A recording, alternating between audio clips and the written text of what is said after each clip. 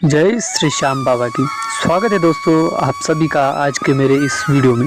और आज के इस वीडियो में मैं आपको बरबरीक यानी कि खाटू श्याम के बारे में सारी जानकारी बताने वाला हूं। राजस्थान के सीकर जिले में स्थित श्री खाटू श्याम जी का मंदिर आज जन जन की आस्था का प्रतीक है।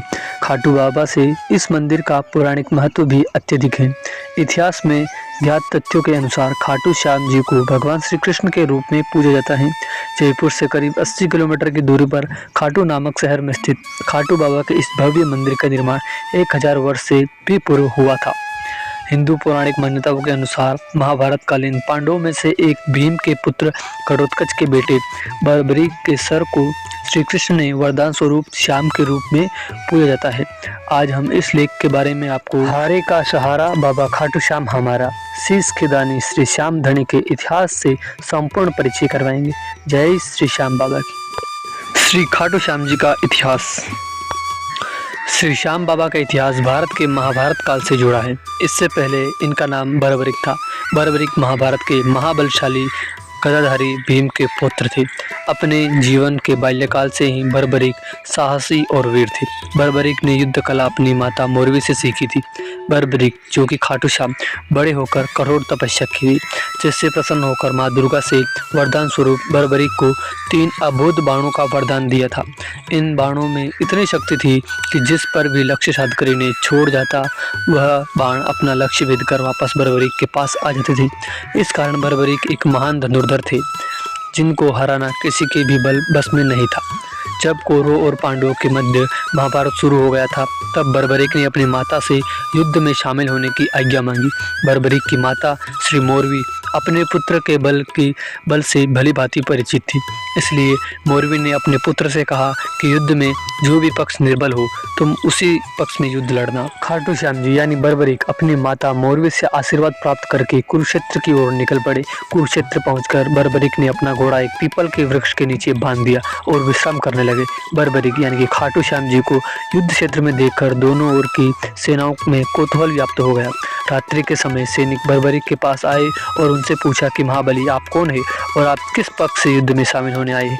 बरबरीक ने कहा मैं पांडु पुत्र महाबली भीम का पुत्र एवं घटोत्कच पुत्र बरबरीक हूँ और युद्ध में शामिल होने के लिए आया हूँ। सैनिकों ने पूछा किंतु महाबली आपकी सेना कहाँ है और आप किस पक्ष की ओर से युद्ध में शामिल होने आए हैं। इस पर बरबरीक ने कहा मुझे किसी सेना की आवश्यकता नहीं है।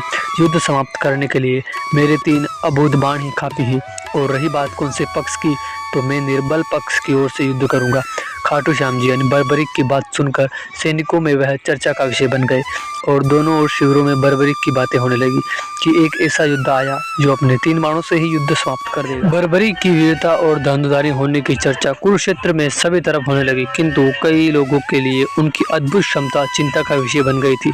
जब भगवान श्री कृष्ण के पास बरबरीक की वीरता की बात पहुंची तो उनको तनिक भी समय नहीं लगा कि बरबरीक जब देखेगा कि कौरव युद्ध में निर्बल पड़े हैं तो वह उनके पक्ष में शामिल हो जाएगा। इससे पांडवों की पराजय निश्चित है। तब श्री कृष्ण ने कूटनीति अपनाने की योजना बनाई और खाटू श्याम जी यानी कि बरबरीक की परीक्षा लेने हेतु निकल गए। भगवान श्री कृष्ण को आते देखकर बरबरीक ने उनको प्रणाम किया और अपना परिचय दिया। भगवान श्री कृष्ण बोले पुत्र बरबरीक क्या तुम सच में अपने 3 बाणों से युद्ध समाप्त कर सकते हो। तुम्हारे इस बात पर मुझे तो क्या यहाँ किसी को तनिक भी विश्वास नहीं है। इस पर बरबरीक ने कहा आप तो सर्वज्ञाता है भगवान, फिर भी मैं आपको बताता हूँ मेरे 3 बाणों में जब भी पहला बाण अपने लक्ष्य की ओर छोड़ूंगा तो वह अपने लक्ष्य चिन्हित कर आ जाएगा और फिर मैं जब दूसरा बाण छोड़ूंगा तो वह बाण अपने लक्ष्य साध कर मेरे पास लौट आएगा और अगर मेरा लक्ष्य इस ब्रह्मांड में कहीं भी छुपा है तो मेरा तीसरा बाण उस लक्ष्य को साध कर आ जाएगा। भगवान श्री कृष्ण कहते हैं पुत्र मुझे तुम्हारी बात पर शंका हो रही है, इसलिए तुम ऐसा करो कि इस पीपल के पत्ते पर अपना निशाना साधकर अपनी बात को सिद्ध करो। बरबरीक ने कहा प्रभु अगर आपकी यही इच्छा है तो मैं आपकी इस परीक्षा में जरूर सफल होऊंगा। बरबरीक ने तुणीर में अपना पहला बाण निकाला और पीपल के पत्तों पर साध दिया। तीर पीपल के सभी पत्तों को चिन्हित कर वापस लौट आया। तब खाटू श्याम जी यानी बरबरीक ने अपना दूसरा बाण भी साध दिया। दूसरे बाण ने पीपल के सभी पत्तों को भेद दिया, किंतु वह अभी भी आकाश में घूम रहा था। सभी चिंतन में पड़ गए कि बाण बरबरीक के पास वापस क्यों नहीं लौटा। बरबरीक ने कहा प्रभु लगता है आप मेरी गहन परीक्षा लेने हेतु ही आए हैं, इसलिए जो आपने पीपल का एक पत्ता अपने पैर के नीचे दबा रखा है प्रभु कृपया अपने पैर पत्ते से हटाइए, अन्यथा मेरा बाण अपने पैर को कहीं क्षतिग्रस्त ना कर दे। बर्बरीक के इस कथन को सुनकर भगवान श्री कृष्ण भी तनिक सोच में पड़ गए और अपना पैर पत्ते से हटा लिया। पैर हटाते ही बाण ने अपना लक्ष्य साध दिया। यह दृश्य देखकर चारों ओर बर्बरीक के नाम की जय जयकार होने लगी। भगवान श्री कृष्ण ने बर्बरीक को आशीर्वाद दिया, किंतु सोच में भी थे कि किस तरह खाटू श्याम जी यानी कि बर्बरीक को युद्ध में शामिल होने से रोका जाए। इसी सोच में भगवान वहां से प्रस्थान कर गए और कुछ योजना बनाने में जुट गए।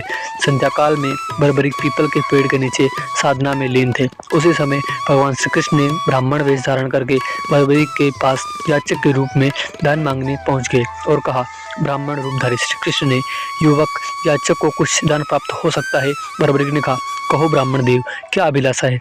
आपकी जो मेरे वश में होगा आपको जरूर दूंगा। ब्राह्मण ने कहा, युवक, जो तुम्हारे वश में है उसकी इच्छा है, बस देखना यह है कि आज तुम मुझे दे पाते हो या नहीं। बर्बरीक ने कहा, हे ब्राह्मण देव, अगर आप मेरे प्राण भी मांग ले तो वह भी मैं आपको बिना दान दिए पीछे नहीं हटूंगा, ये मेरा वचन है। ब्राह्मण ने कहा, तो फिर उचित है कि तुम मुझे अपने प्राण ही दे दो। युवक, आज मुझे इसी दान की इच्छा है। ब्राह्मण देव की इस इच्छा को सुनकर बर्बरीक भी अचंभित हो गए और सोच में पड़ गए कि जरूर ब्राह्मण के वेश में कोई उसकी परीक्षा ले रहा है। तब बर्बरीक ने कहा कि हे ब्राह्मण देव, मैंने आपको अब वचन दिया है, इस कारण मेरे प्राण अब आपके हैं, किंतु अब आप अपना असली परिचय दें कि आप कौन हैं। बर्बरीक की बात सुनकर ब्राह्मण वेशधारी भगवान श्री कृष्ण अपने असली रूप में आ गए। उनका असली रूप देखकर बर्बरीक ने उनको प्रणाम किया और कहा कि हे प्रभु, मेरे प्राण तो पहले भी आपके ही थे, इसलिए मुझे तनिक भी संकोच नहीं है अपने प्राण देने में, किंतु एक बात का दुख सदैव रहेगा कि मैं इस महाभारत युद्ध को नहीं देख सका। इतना कहकर ही बर्बरीक ने तलवार से अपना सर काटकर भगवान श्री कृष्ण के चरणों में रख दिया। श्री कृष्ण ने कहा कि पुत्र बर्बरीक, आज तुमने अपने वचन की लाज रखकर अपना नाम इतिहास में सदा के लिए अमर कर दिया है, इसलिए मैं तुम्हें महाभारत युद्ध का साक्षी बनने का वरदान देता हूँ और तुमने मेरी बात का अभिमान रखा है, इसलिए आने वाले कलयुग में तुम्हारी पूजा मेरे नाम श्याम के नाम से होगी और तुम्हारी ख्याति पूरे संसार में फैलेगी। जिस तरह आज इस धर्म युद्ध को तुमने अपने प्राणों का सहारा देकर दिया है, उसी तरह तुम अपने सभी भक्तों का सहारा बनो। ज्ञात तथ्यों के अनुसार महाभारत युद्ध की समाप्ति के पश्चात बर्बरीक के सर को रूपवती नदी में प्रवाहित कर दिया गया था।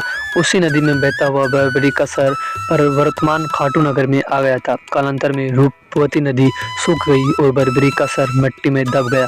सैकड़ों वर्षों के बाद खाटू शहर में जहां पर बर्बरीक का सर दबा हुआ था, उसी जगह एक गाय ने अपने आप दूध देना शुरू कर दिया और इसकी चर्चा जब आसपास फैली तो गांव वालों ने कौतूहल व्याप्त हो गया कि आखिर क्या है उस स्थान पर जो ऐसा गाय अपने आप दूध दे रही है। ठीक उसी रात को खाटू के राजा रूप सिंह जी चौहान को स्वप्न आया कि गांव में उक्त स्थान पर कुछ देवीय दबा हुआ है, इसलिए राजा ने वहां पर खुदवाई करवाई। खुदवाई में बर्बरीक का सर प्राप्त हुआ। जैसे ही बर्बरीक का सर मिला, इस वक्त आकाशवाणी हुई कि यह सर महाबली भीम के पुत्र बर्बरीक का है, जिनको महाभारत के समय भगवान श्री कृष्ण ने श्याम के नाम से पूजे जाने का वरदान दिया था। इसलिए इनका भव्य मंदिर का निर्माण किया जाए। कार्तिक मास की एकादशी के दिन खाटू श्याम जी का सर मिला था और उनके मंदिर में उनकी प्राण प्रतिष्ठा हुई थी। इस कारण एकादशी को सभी भक्तों में विशेष दिवस के रूप में मनाया जाता है। हारे का सहारा बाबा खाटू श्याम जी का मंदिर राजस्थान के सीकर जिले में खाटू नामक शहर में स्थित है। यह मंदिर जयपुर से लगभग 80 किलोमीटर की दूरी पर स्थित है। आप यहाँ जयपुर से बस द्वारा आसानी से जा सकते हैं। अगर आप रेल मार्ग से जाना चाहते हैं तो खाटू श्याम के पास रिंगस शहर में रेल से जा सकते हैं और रिंगस से मात्र 18 किलोमीटर की दूरी पर खाटू श्याम जी का मंदिर स्थित है, वहाँ आप आसानी से पहुँच सकते हैं। खाटू श्याम जी को हारे का सहारा क्यों कहा जाता है? क्योंकि जब बर्बरीक ने अपना सर काटकर भगवान श्री कृष्ण को सौंप दिया था, तब भगवान ने बर्बरीक को आशीर्वाद दिया था कि तुम्हारे दर पर जो भी हारा हुआ यात्री अपनी प्रार्थना लेकर आएगा, उसकी हर मनोकामनाएं पूर्ण होगी। इसी कथानुसार खाटू श्याम जी को हारे का सहारा कहा जाता है। तो दोस्तों, आशा करता हूँ कि खाटू श्याम जी के बारे में इतिहास से जुड़ी सारी जानकारी मैंने आपको बता दी और आपको यह जानकारी पसंद आई होगी। और खाटू श्याम जी के इस वीडियो को ज़्यादा से ज़्यादा शेयर करें ताकि उन लोगों को खाटू श्याम जी के बारे में जानकारी प्राप्त हो सके जिनको कि खाटू श्याम जी के बारे में पता नहीं है। और ऐसी ही और जानकारी के लिए इस चैनल को अभी सब्सक्राइब करें और मेरे इस वीडियो को लाइक करें। तो दोस्तों, आज की वीडियो में बस इतना ही। मिलेंगे किसी और वीडियो में ऐसी ही रोचक जानकारी के लिए। तब तक के लिए जय श्री श्याम।